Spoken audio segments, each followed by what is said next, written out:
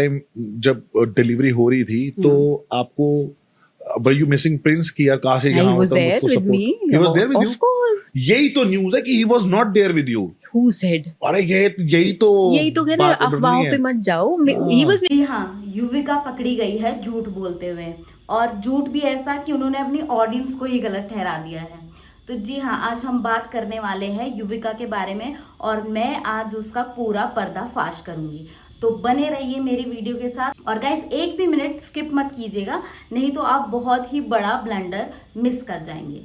तो guys, recently Paras Chhabra का एक व्लॉग आया है जिसमें युविका ने ऐसी ऐसी चीजें बोली हैं जिससे वो अपना पूरी स्टोरी कॉन्ट्राडिक्ट कर देती हैं. गाइज, मैं क्या बताऊं, इतना बड़ा झूठ. मतलब आपको क्या लगता है कि ऑडियंस उल्लू की पट्टी है क्या? उनको कुछ समझ नहीं आता है क्या? एक तरफ आपने इतनी बड़ी बड़ी स्टेटमेंट्स बोली कि प्रिंस मेरा बिल्कुल ध्यान नहीं रखता है, प्रिंस को कुछ नहीं पड़ी है, उसे पता ही नहीं था कि मेरा बच्चा भी पैदा होने वाला है, और वो अपनी ही मस्ती में अपने ही काम में मगन है. और अब आप पूरे के पूरे ऑडियंस को ही गलत ठहरा रहे हो. आप कह रहे हो कि ऑडियंस गलत समझ लेती है और वो अपना ही नैरेटिव बनाती हैं. So this is a big big lie.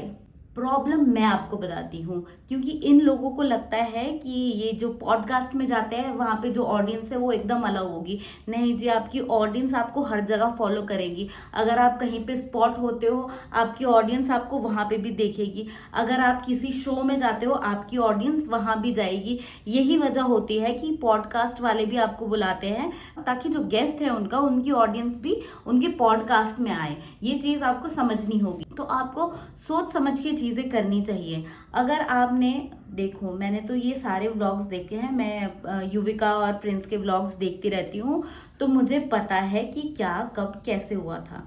लेकिन यहाँ पे युविका ने सारी बात डाल दी है ऑडियंस पे. सो गाइज, अगर आपको शुरू से पता नहीं है कि मैं किस बारे में बात कर रही हूँ और क्या प्रॉब्लम है, तो मैं आपको बता देती हूँ. जो युविका और प्रिंस है वो दोनों व्लॉगिंग करते हैं, और कुछ ही महीनों पहले युविका की एक बच्ची हुई.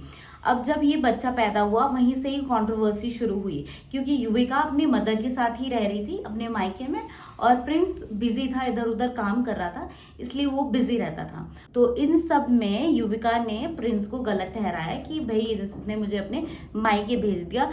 तो गाइज, जैसे कि मैंने बोला था कि मैं आपको प्रूफ भी दूंगी, तो साथ के साथ मैं ये भी बता देती हूँ कि पहले युविका ने ये कहा था कि भाई प्रिंस तो बिजी रहता, मेरा ध्यान ही नहीं रखता. लेकिन अब युविका क्या कह रही है? अब युविका कह रही है क्योंकि मेरे घर में कंस्ट्रक्शन चल रहा था और प्रिंस बहुत बिजी रहता था, इसीलिए उन्होंने मुझे मेरी मम्मा के पास भेज दिया ताकि वहां पे मेरी अच्छे से देखभाल हो सके. ठीक है, अब वो ये कह रही है. अब उनको इसमें पॉजिटिव साइड दिखाई दे रही है. लेकिन पहले वो क्या कह रही थी कि प्रिंस को मेरा कोई ख्याल नहीं है. ये सब हुआ. और फिर दूसरा पॉइंट, जब युविका का बच्चा पैदा ही होने वाला था, वो डिलीवरी के लिए हॉस्पिटल जा ही रही थी, तो जाते हुए उन्होंने व्लॉग में ये बातें की कि प्रिंस को मेरा कोई ख्याल नहीं है, उसको पता भी नहीं है मेरी डिलीवरी है, उसको कोई इंटरेस्ट नहीं है, वो अपने में बिजी है. ठीक है, उसने उस वक्त ये कहा था. लेकिन अभी पॉडकास्ट में युविका क्या कह रही है कि प्रिंस तो मेरे ही साथ था. आप समझ रहे हो कितना बड़ा झूठ है? अभी वो कह रही है कि प्रिंस तो मेरे ही साथ था, वो सारी, हाँ वो आधा घंटा लेट आया था, लेकिन वो पूरी वीडियो व्लॉग्स बना रहा था. वो इधर उधर, जब उसने देखा बेबी गर्ल है तो वो यहाँ से वहाँ कूद रहा था, ये हो रहा था, वो हो रहा था. आप समझ रहे हो कितना बड़ा झूठ बोल रहे हो आप? एक वक्त जो आप डिलीवरी के लिए जा रहे हो उस वक्त आप वीडियो भी बना रहे हो क्या हो रहा है क्या नहीं हो रहा. जब आप वापस आ रहे हो तो भी वीडियो बना रहे हो, लेकिन अभी आप उसका एकदम विपरीत बोल रहे हो और साथ में बोल रहे हो. यही तो दिक्कत है ना कि ऑडियंस खुद से ही अपना नैरेटिव सेट कर लेती है. So this is a big problem. Guys, जब ये पॉडकास्ट चल रहा था उसी के बीच पारस को भी समझ आ गया था कुछ तो फिशी है इस सब के बीच में. इसलिए पारस ने उससे पूछा कि जब रोडिस की शूटिंग चल रही थी, जब इनकी डिलीवरी हो रही थी युविका की, तो आपको पता है कि प्रिंस को फ्लाइट नहीं मिल रही थी. अब उसने कुछ और ही स्टोरी प्लान कर रखी थी युविका ने, लेकिन जो ये पारस ने क्वेश्चन पूछा उसमें वो खुद ही उलझ गई. वो तो यार मैं तो उस वक्त अलग ही जोन में थी, मुझे पता ही नहीं था कि क्या हो रहा था क्या नहीं हो रहा था. उसको फ्लाइट मिली थी, वो कैसा आया मुझे पता ही नहीं. जबकि वो प्रॉपरली उसने व्लॉग में दिखाया है कि वो हर वक्त कनेक्टेड थी प्रिंस के साथ, क्या हो रहा है क्या नहीं हो रहा वो सब कुछ उसको पता था. ठीक है, तो लेकिन पारस तो व्लॉग सारे देख के आया था। जो पॉडकास्टर होते हैं वो तो अपनी पूरी रिसर्च करते हैं। तो पारस ने बोला कि नहीं, उनको फ्लाइट नहीं मिली थी, इसलिए वो बाय रोड आए थे युविका से मिलने।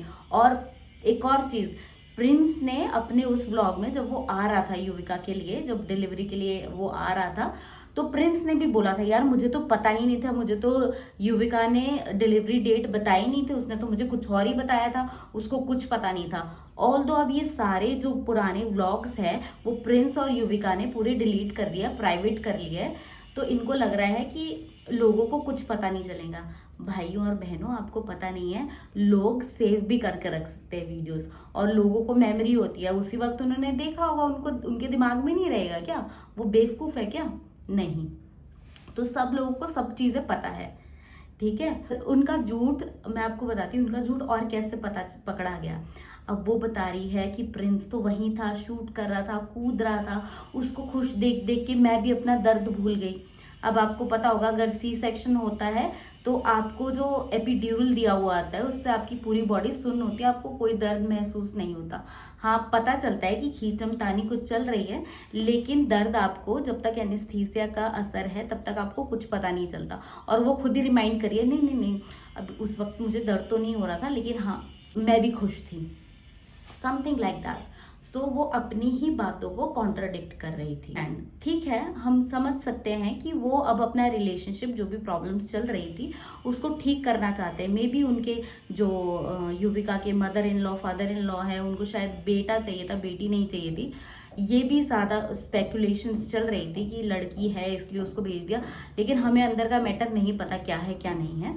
लेकिन ये भी स्पेकुलेशंस चल रही थी कि युविका की उसके सास ससुर से नहीं बनती, इसलिए वो अपने मायके जाके रह रही थी।